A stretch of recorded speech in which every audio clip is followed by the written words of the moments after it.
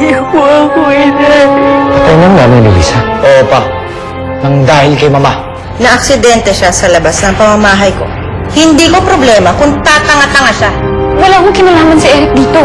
Nami-push na yung drama eh. Pero isa siyang balderama. Hindi mo alam kung ano pong pinagdaanan ni Eric. Isinugal niya po ang buhay niya para lang maipagligtas ako.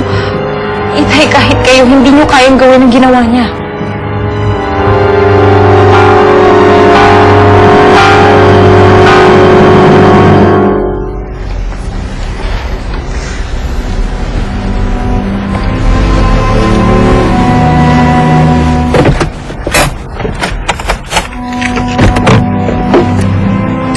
Eric! Kumusta? Abahimala! Nagkaroon ka ng panahon para sa ibang bagay, bukod kay Lisa. Hinatid ko na si Lisa sa kanila. Mabuti naman natauhan ka na. Anyway, she's not your responsibility, so okay lang yan. Let me guess. Siguro nagsasawa ka na mag-isa, kaya naghahanap ka ng makakasama. Huwag kang mag-alala, Eric. Dito na ako titira pagkatapos ng kasal natin. Kasal? Hanggang sa sabi mo. Nakausap ko na yung kilala kong judge. Ang sabi niya, pwede tayo magpakasal anytime. Pero syempre kung gusto mo ng engrande, mapaghahandaan natin yan, di ba? Alam mo sa tingin ko, hindi pa natin dapat pinag-uusapan ng kasal. Kayo naman, alam niyo naman mahal magpaburol eh. Ngayon pa kayo nanginingin. Ah, ganon. Hindi sana ipinalot nyo na lang sa panig yung nanay nyo at nang nakabayad kayo ng utang nyo. Nabagaga ka rin, ano? Ate, sandali! Ano? Umalis ka na, ha? Ate! Paano kayo? Paano sa sahig? Kaya marunong magbayad ng utang. Kung babaeng to ah. O ano? Saan tayo kukuha ng pera ngayon? Maghahanap ako ng trabaho, mailibing lang si inay. Anong kayang gawin ng buntis? Ano ba? Wala ka ba talagang balak na pakasalan ako? Maya, alam mo naman, napakarami kong problema ngayon. At tulad ng kung saan ospital papasok yung Lisa na yan, kung sinong doktor na mag-aalaga sa kanya. I'm not sure. Alam mo, pag honeymoon natin, sigurado ako, yan pa rin ang pinaproblema mo. Maya, walang honeymoon, walang kasal. Teka, Eric. Hindi pa ako tapos!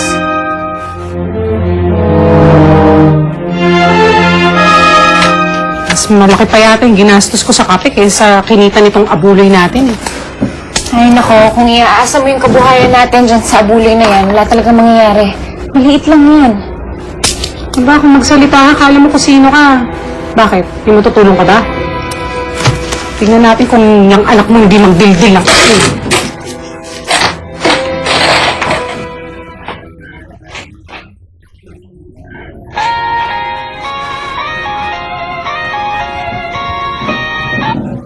Hello? Lisa, kamusta ka dyan? Okay ka lang ba?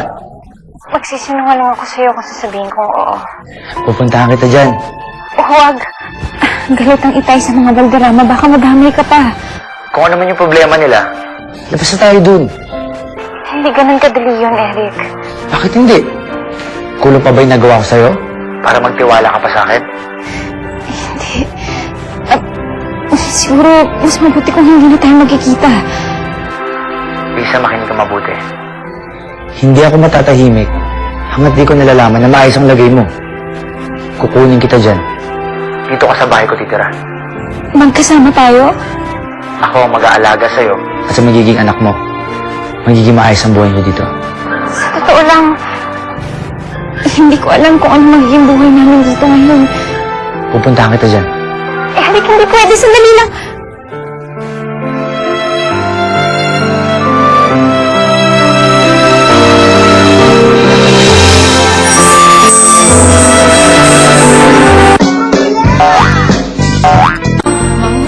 Bakit hinayaan mong makatakas si Tulibas?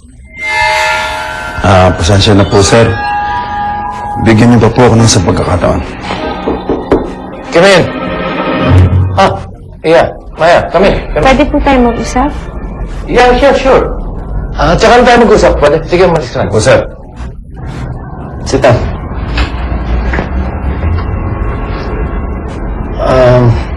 Tungkol saan ba pag-uusapan natin? Tungkol po kay Eric. Pwede po ba akong humingi ng maliit na pabor? Kasi tito, kayo lang naman ang pwedeng magkumbinsi sa kanya na ituloy ang pagpapakasal namin eh. Medyo biglaan naman yata ito, ya. Hindi po tito, matagal na namin plinano yan. Ang problema nung dumating si Lisa, bigla na lang nag-iba ang lahat. Bakit hindi mo subukang kausapin niya si Eric? Pag-usap kayong dalawa, ha? Kilala mo naman yung anak kong yan. Hindi ko kontrolado buhay niyan, eh. I'm sorry, Maya, but I really have to rush. Di ba po tinago ko yung sikreto niya tungkol kay Ramon Tulibas? Baka pwede ngayon kung bigyan niyo ako.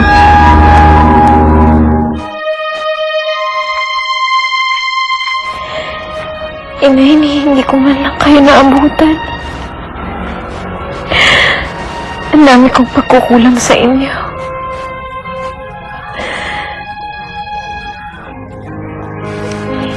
Hindi man lang ako nakahingi ng tawad sa inyo.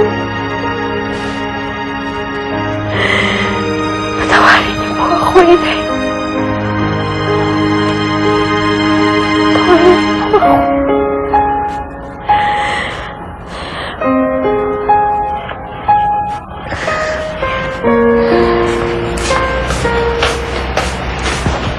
Ate, saan mo dadalhin yung mga damit ni Inay? Eh, may ukay-ukay dyan sa kanto eh. Sayang naman, baka may magkagusto, di ba? Ate, kakamatay lang ni Inay. Huwag mo namang ibenta yung mga damit niya. Ano ka ba naman, Lisa?